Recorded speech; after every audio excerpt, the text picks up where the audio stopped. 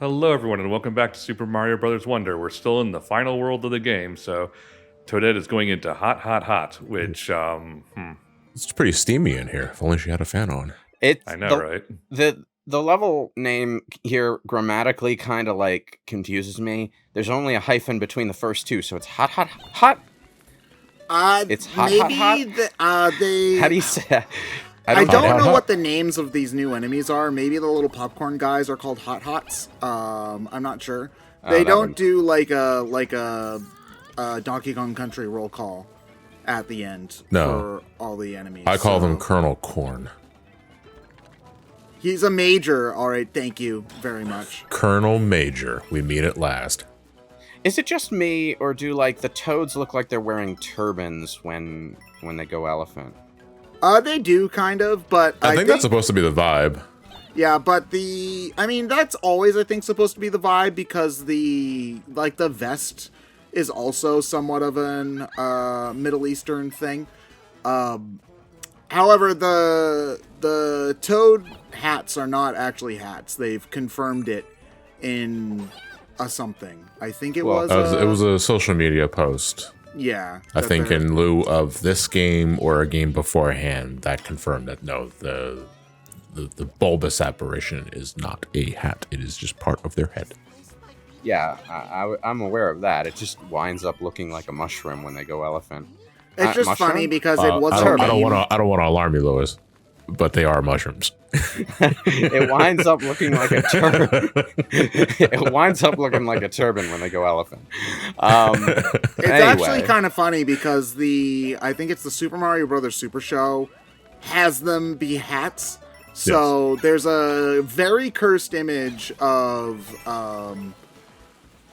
Toad from the Super Mario Bros. Super Show with the mushroom part off and like little Charlie Brown hair on the top of his head, and it's the most cursed thing I've ever seen in my life. It'd be a little macabre, but I was low-key kind of hoping that the glider power-up in this game was them removing the top like a cap and gliding with it.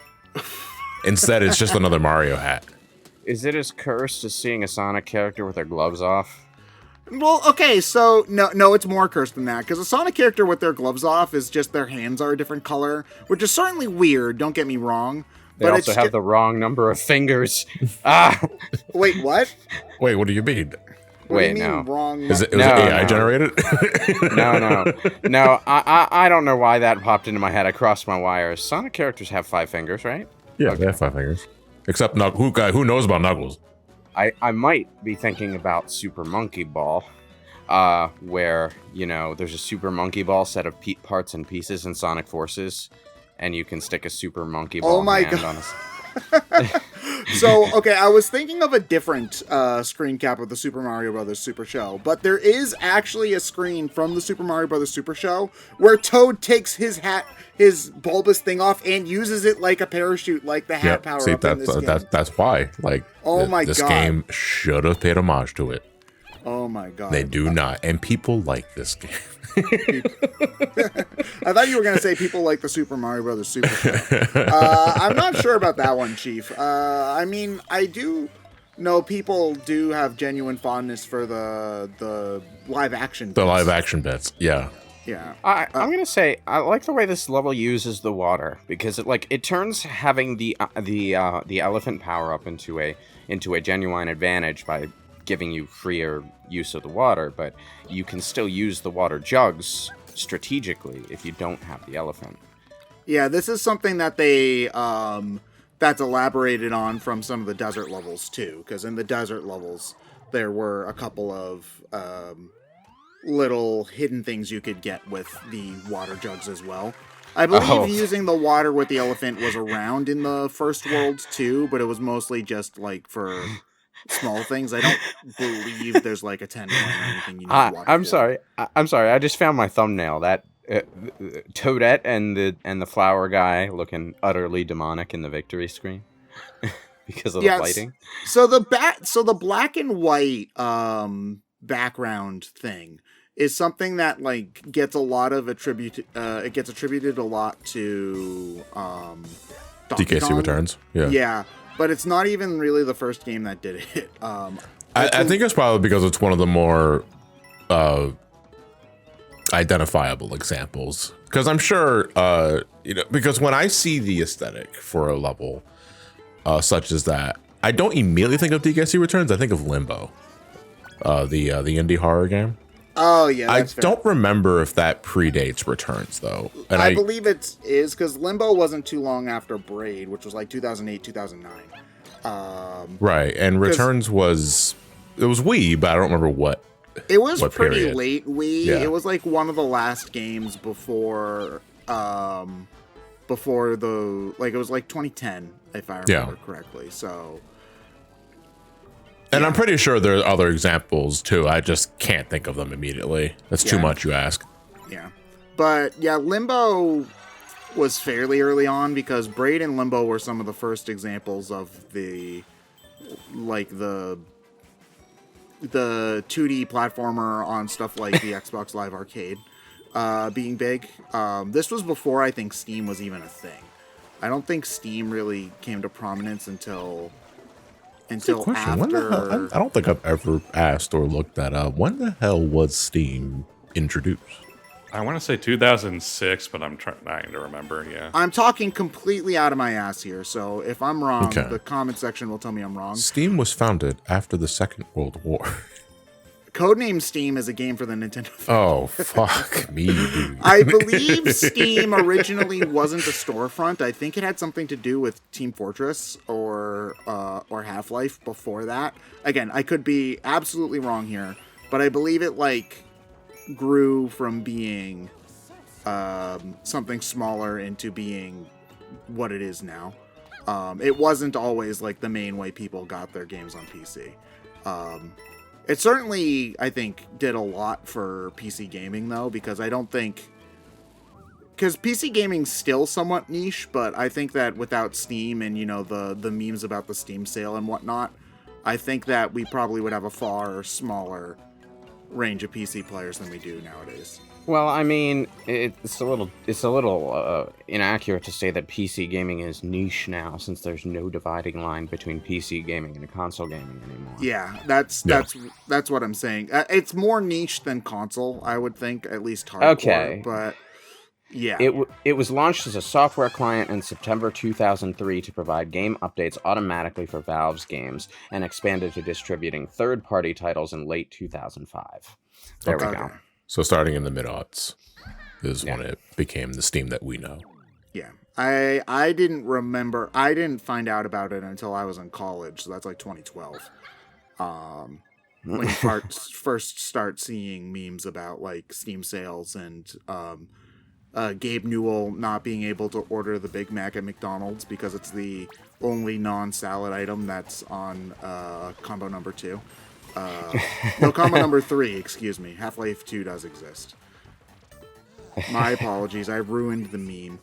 Was Steam just kind of a thing that you guys decided, I'll give it a shot? Or was this something for me where it's I'm sick of games for Windows Live?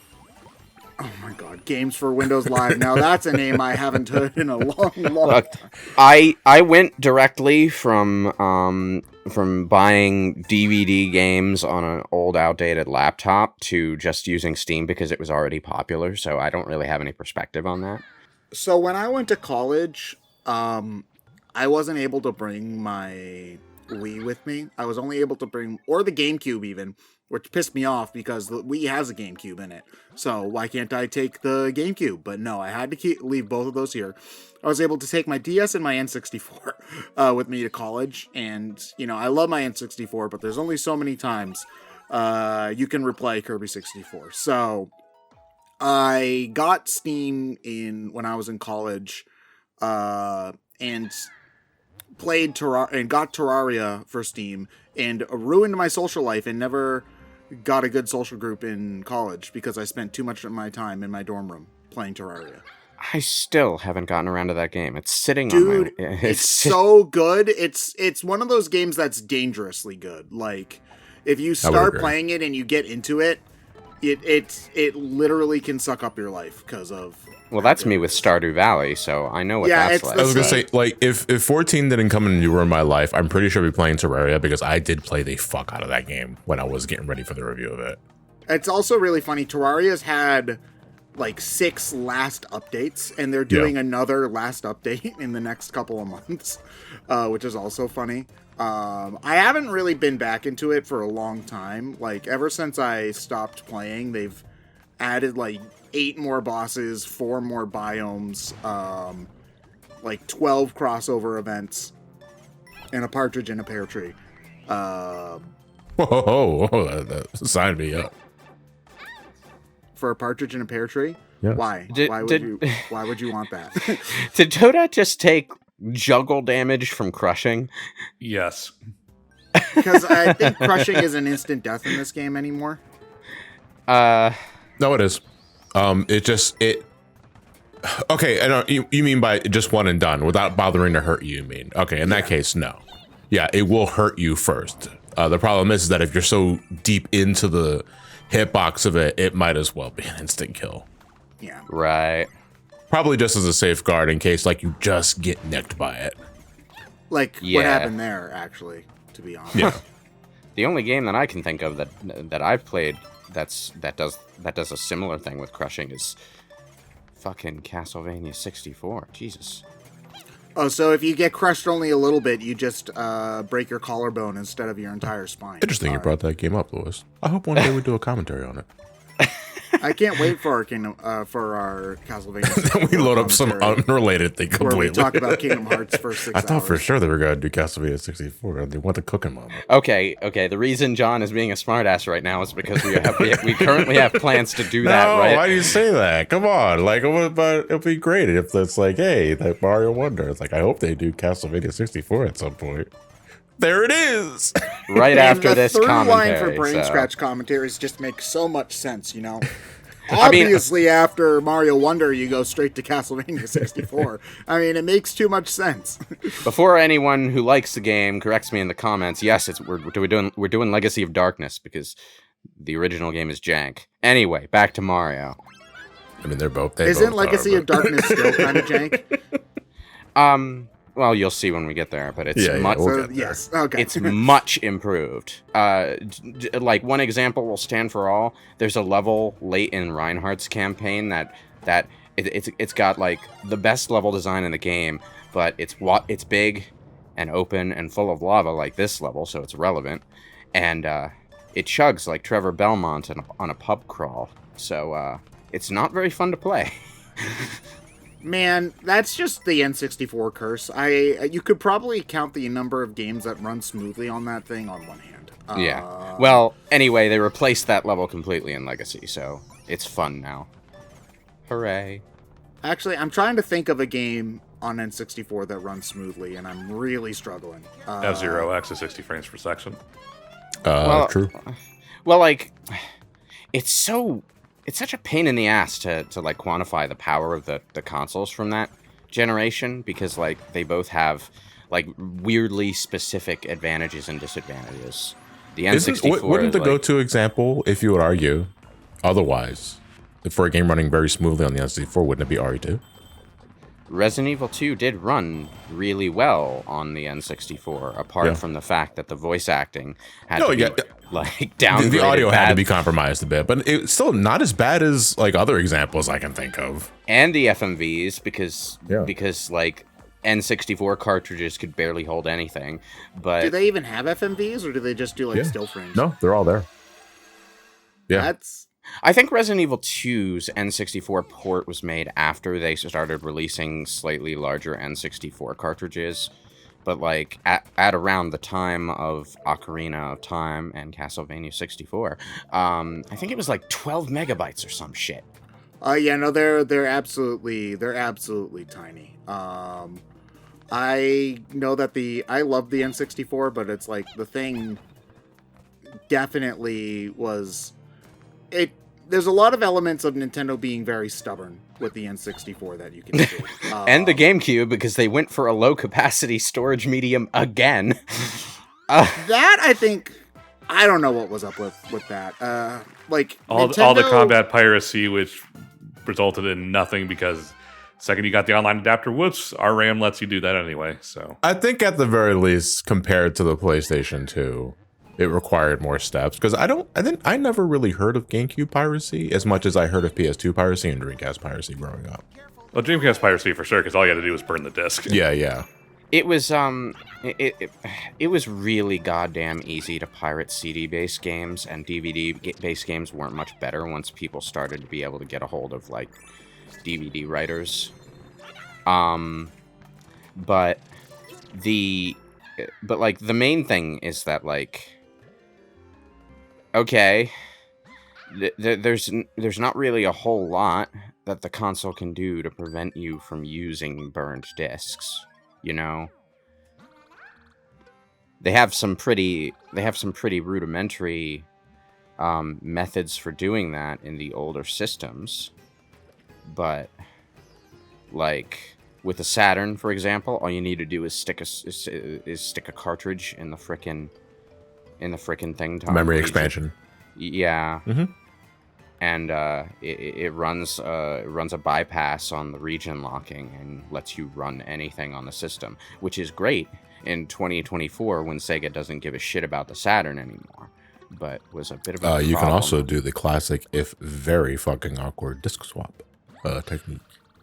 Wait, so if you put in a disc and then swap to a different disc, it'll not check region If you anymore? swap to a different disc as soon as the laser begins reading the other disc, if you're fast enough, this is also important thing. You have to be fast enough. The laser disc will bypass the check and will run the game just fine. Man, I love stop and swap. It's so great. I'll tell you what, pirates back in the day were a lot more daring than today. Doing dexterity-based disc swapping stunts with CDs of all things. These kids today, soft. No, They don't know. no, you kids don't understand. You grew up with Blu-ray, okay, and DVD. CDs, though, they scratch if you look at them funny. We had to risk damaging our consoles, and we actually hated it. It's much better today.